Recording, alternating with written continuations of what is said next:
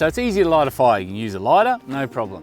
I've got a couple of different methods here that is easy with a few little tricks. All right, so this one here is, I'm using a flint. Now a flint is what creates that. And there's truckloads of it. What do? Well, you got to prep it. So I've gone and got some really, really dry grass. I want to crush this stuff up, and it's called making tinder.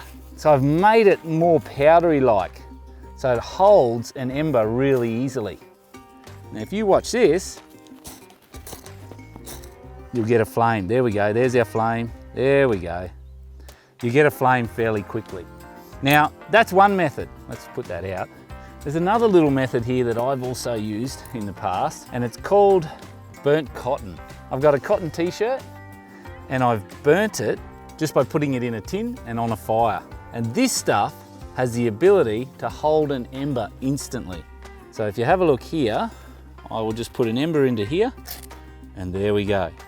And I take that ember of this burnt cotton, I stick that in there,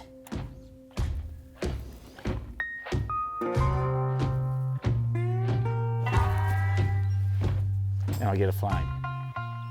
So there's another little trick. So we'll get rid of that, we'll put that out, and here is one more that makes it really easy.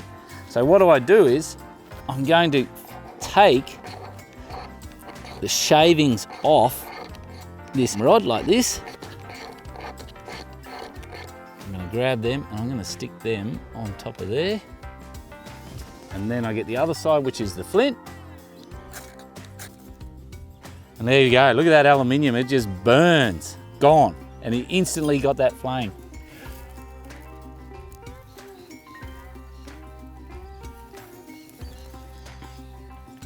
And there you go. So lighting fire is an extremely good tool to have.